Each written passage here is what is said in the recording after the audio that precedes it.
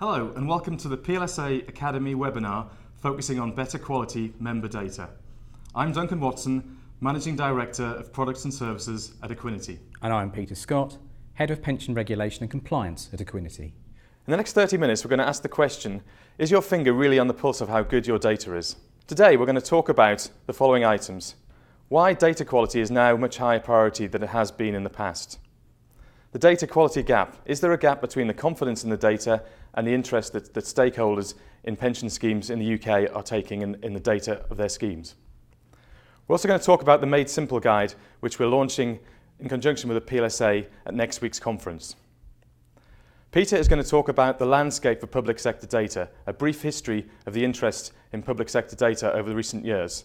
He's also going to talk about the key benefits of having good quality data, but also the key risks of having poor quality data. I'm then going to talk through some real practical steps about how you can assess, prioritise and clean your data, and more importantly, how you can maintain the quality of your data once you've taken those steps. We'll then open the floor for any questions that you may have. So why is data quality a much higher priority now than it has been in the past? Well, I think for four simple reasons. Firstly, the regulator is taking an increasing interest in the quality of scheme data. They commissioned a survey in 2016, and I think the results were unsatisfactory to say the least. Andrew Warwick-Thompson commented in November of last year that he was disappointed in the steps that schemes had taken to monitor and clean, in particular, their conditional data. We all know that the government is also taking an active interest in scheme data. They're pioneering and pushing a dashboard that will give all UK citizens access to their pension information online, regardless of where that pension information came from. For this to be a success, clearly data has to be of the right level of quality, or there's really little point in giving members access to it.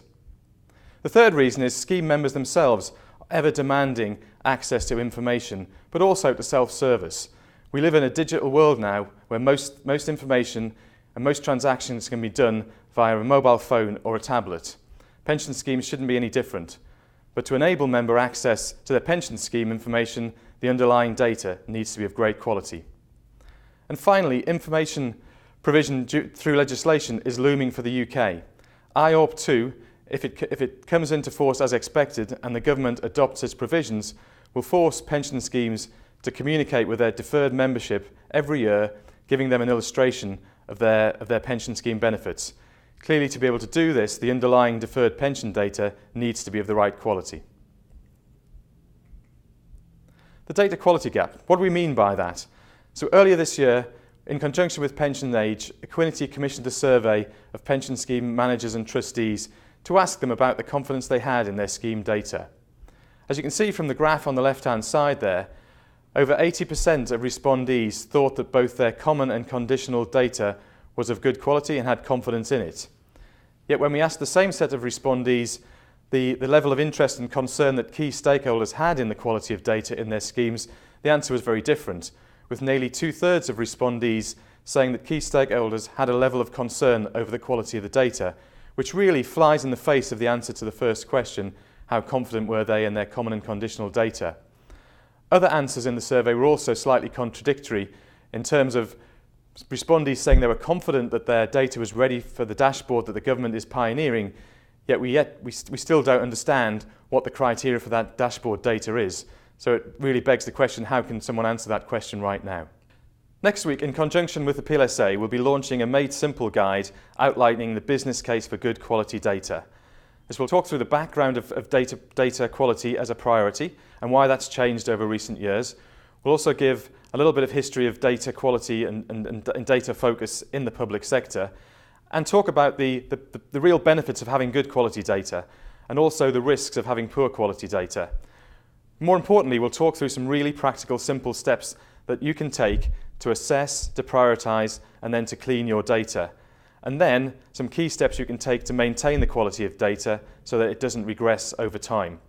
I'm now going to hand over to Peter, who's going to talk about a brief history of data quality in the public sector, but also go through the key benefits of good quality data and highlight the key risks of not paying attention to the quality of your data. Peter. Thank you, Duncan. By way of introduction, the Made Simple guide looks at the data landscape against which public service pension schemes operate. The Public Service Pensions Act 2013 not only paved the way for the introduction of a new generation of public service pension schemes, but it also set out a new system of requirements for the governance and administration of those schemes. It also provided an expanded role for the pensions regulator, making it responsible for the supervision of all of the major public service pension schemes in the United Kingdom from April 2015. The regulator had for some time had an interest in the measurement of the data held by occupational pension schemes for their members, based mainly around its concept of common and conditional data. A TPR survey published in September 2013 looked at the data situation in the major public service pension schemes for which it had become responsible. Part of that survey looked at both common and conditional data. What it found was that the majority of those schemes had not measured either their common or conditional data, despite the fact that at least 1 in 5 had encountered a common data problem in the preceding 12 months. The game changed for the new public sector pension arrangements in 2014, when new regulations set out specific member data requirements which those schemes have to meet. The regulations set out specific data items which those schemes must hold in respect of each member and each beneficiary. And those data items are really a sort of mixture of what we would ordinarily regard as common and conditional data items. Importantly, those regulations can also apply to older legacy public sector schemes where they are held to be connected with one of the newer arrangements. And by connected, the legislation means that older scheme provides benefits for members in the same category of members for which the new arrangement also provides benefits. The TPR carried out another survey, publishing it in December 2015. And although the majority of the public service pension schemes that responded to that survey said they had arrangements in place for monitoring their data quality and assuring that it was complete and accurate, TPR was concerned that a lack of respondents might be an indication of an underlying lack of compliance. TPR plans to publish an annual assessment of governance and administration, standards and practices going forward, and expects schemes to continue to monitor and evaluate their performance against the new regulations and to continue to assess their member data. The next section of the guide looks at the benefits of good quality data. Not only can good quality data help lighten the load for a scheme manager, but it also can help to protect your reputation with members, regulators, and other interested stakeholders. Good member data brings with it a number of valuable benefits to the administration of the scheme, and the guide highlights these and discusses them in some detail, but we'll just run through a few of them for the purposes of this presentation. One of the things that it brings with it is an improved administration experience. Well, what exactly do we mean by that? That means things like better member records, fewer exception cases with less need for manual calculations, and more likelihood that service level agreements will be met. This leads ultimately to greater efficiency and improved morale on behalf of those tasked with administering the pension scheme. Good data can also bring with it more automation, not only in respect of scheme calculations, but also in respect of a self-service facility whereby members can access and even amend their own personal information and carry out pension modelling exercises based on a number of different scenarios. We have to, of course, think about compliance. Good data will enable schemes not only to meet with the statutory requirements that apply to them, but also to stay on the good side of an increasingly data-focused regulator. The risk of fraud, both internal and external, can be reduced by good member data, with member records being able to be audited easily and proof of identity checked and verified more easily as well. Data also becomes more portable. What do we mean by that? Basically, that means that administration systems can be switched more easily, with less time having to be spent figuring out what historic data actually means and identifying gaps where records should exist and trying to fill those gaps. Administration services can also be more easily transitioned, be that via outsourcing or insourcing. In addition, new initiatives like the Pensions Dashboard become less of a challenge and less daunting because the data is there in order to support them. Ultimately, good quality data is an enabler in that it enables a scheme to gain all of these benefits. And at the end of the day, it also enables the scheme to pay the right benefit to the right member at the right time, which must be the ultimate aim of any pension scheme. With every light side, unfortunately, there also comes a dark. And so the guide now goes on to look at the risks inherent with poor quality data. It's fair to say that poor data doesn't happen overnight.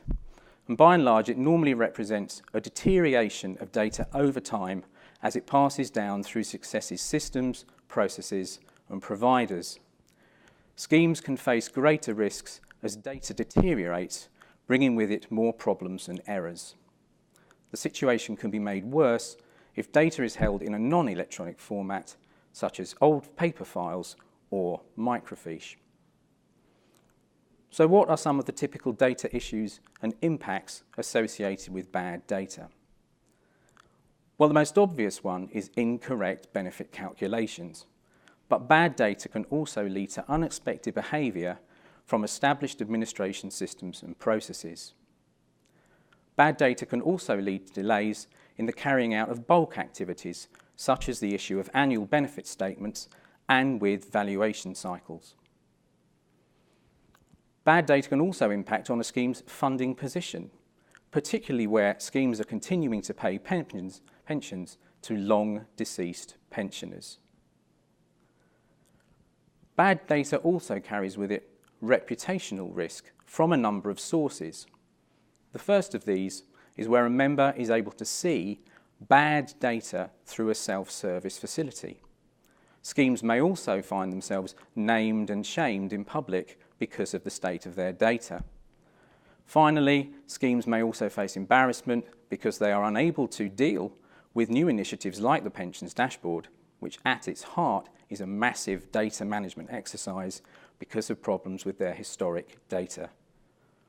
Ultimately, all of these problems could lead to lawsuits and class actions against scheme managers. We must also think about pension scheme fraud, particularly where bad data, poorly managed, makes it easy for dependents and survivors to continue to claim the pension of a long-dead member, which is one of the most common types of fraud faced by pension schemes. Scheme managers also need to be mindful of the growing problem of identity theft. Finally, we must not forget the pensions regulator, with its increased focus on scheme data. The regulator said at the end of last year that it intended to require schemes to provide information about the state of their scheme data in their scheme returns for 2017, and we await further information as to what this will actually entail towards the summer. I think from all of this we can see that bad data represents for the scheme manager a potentially powerful cocktail of operational, financial and reputational risk. I'll now hand you back to Duncan, who's going to take you through one possible road to cleaning your data and maintaining that data once it's been cleaned. Duncan. Thanks, Peter. I'm now going to talk about some very simple practical steps which you can go about assessing the quality of your data, fixing what you deem to be the priority, and then fundamentally maintaining that data's quality over the following years. First thing to note is take it seriously. Treat data quality as you would any other major project affecting your pension scheme. Don't do it from the side of your desk. And also recognise the potential scale and flag this to stakeholders as soon as possible. And finally, articulate what you're trying to achieve. Without a clear articulation of your goal, it would be very difficult to prioritise and plan for your data assessment and data clean. The next thing to do is do an assessment of where you are today. You may already have done data assessments in the past. You may already have tools in your administration system to do some level of data assessment. Don't start from scratch go back and check what's already been done in the past. And then I would say, like any problem, admit that you've got a problem. So do a fair and honest assessment of the problem as you see it today. So take an assessment of the gaps and also the inconsistencies from your main core database so that you can take a step back and look at the problem in one go. The next stage is really to categorize the issues you discover in that assessment. By that I mean order by type of member, order by type of error, order by type of gap. I then risk assess all of those issues that you find. What do I mean by risk assess? Peter talked earlier about some of the impacts of poor quality data, be they reputational, financial, operational, or regulatory. So I would then assess each of the errors that come through your assessment against those criteria so that you can then prioritize and order in terms of the ones that you want to tackle first, that are most important to you at this particular point of your scheme's journey. Once you've done that prioritization, create a plan. Nobody has unlimited time, unlimited resource, and unlimited money to throw at a data problem, so you must really decide what you want to do first. And you can do that through creating a robust plan. Once you've created that plan, make sure you've got the right team in place to clean your data. By that I mean the skills you need and the tools you need to do that exercise. There's no point in tackling this, again, as I said earlier, from the side of your desk or with people that are ill-equipped to do the job. Once you've done that, once you've applied a fix, it's then important to fix that at source. So upload those fixes back to the source database so they're there and they can be used in the future. But also there may be a communication exercises needed with impacted members whose benefits may have changed because of your data assessment and fixing the problem. The next step really is simply to go back round the loop again. So you go back to that prioritization stage, reassess the problem you have following your fixes, and then tackle the next priority. And essentially it is just going through that gap, that loop, that gap again and again until you've reached the objectives that you set out at the start of the exercise. So once you've taken some practical steps to assess and clean your data, how do you make sure that it doesn't get worse over time? How do you make sure that your data doesn't regress and you end up in the same situation in 2 or 3 year time? Well, there's some simple checkpoints that you can make with your administration system and with your administration team to check that they aren't the cause of some of the issues that you've experienced in the past, and you can fix that cause at source. So first of all, review your administration platform for weaknesses. Is it doing things automatically that may be causing some of the problems that you've experienced? So really check the controls that are in place in regard to the system you have as your base administration platform. Secondly, check the clarity of your documentation. Is it clear what people should do with data when it comes into the scheme and how they should record it and store it and manipulate it? If the documentation isn't clear, then how do you expect the data to be maintained in a good quality state? Thirdly, how automated is your scheme? Peter mentioned manual calculations earlier. One of the risks and downsides of poor quality data is that you can't automate that calculation routine, therefore removing some of that manual intervention risk that exists where you're doing things by hand over and over again. So check your automation level, and where there are gaps, look to address that and automate where possible. Fourthly, assess how your bulk processes work. So in the life of a scheme over any particular year, there are several bulk processes that are run on a regular basis. Check how they are actually performing. Are they themselves creating errors that are then uploaded to the source database? Are there fallout? Are there exceptions that fall out of each bulk exercise, which again is regressing your data quality? Again, do a robust assessment of how your bulk processes are working in practice. Then check how well your staff are trained. Are they trained to spot data issues? Are they trained to load data in the right way so they aren't causing problems for the future? Are we expecting our staff to do things that they aren't trained to do? So again, go through a thorough assessment of the quality and training and documentation that your staff are referring to in their day-to-day business. Nextly, check the self-service level for your members. Are your members able to self-serve by accessing data information online and essentially clean the data themselves? Self-service is a tremendous way of ensuring that members keep their own data up to date. They may spot date of birth errors, they may spot address errors, they may spot other errors in the data which they can fix through self-service or by contacting you directly. So again, check how much access you are giving your scheme members to the underlying data that you hold. One of the key causes of data degradation is the interface that happens between the source data and the data you hold in your pension administration on a regular basis. So interface files coming in from the sponsoring employees often corrupt the data held on the source administration database. So again, check the interface upload process and that isn't introducing errors at each time it is run. And finally, undertake regular audits. Audits of your system, audits of your calculation, audits of your data, so that you can be comfortable on a regular basis that your data is being maintained, the quality is maintained, and it's not getting worse. In conclusion, it's clear that good quality member data is gaining an ever-increasing profile with the government, with the regulator, but more importantly with the scheme members themselves.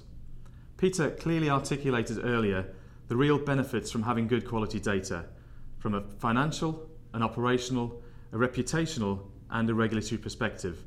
He also articulated the key downsides and the risks to having poor quality data. We then went on to talk about some simple steps that you can take to assess and clean your data, and more importantly, maintain the integrity of that data going forward so that it does not regress. We hope by articulating those simple steps, you can see that it does not need to become an all-consuming task. Thank you very much for your time.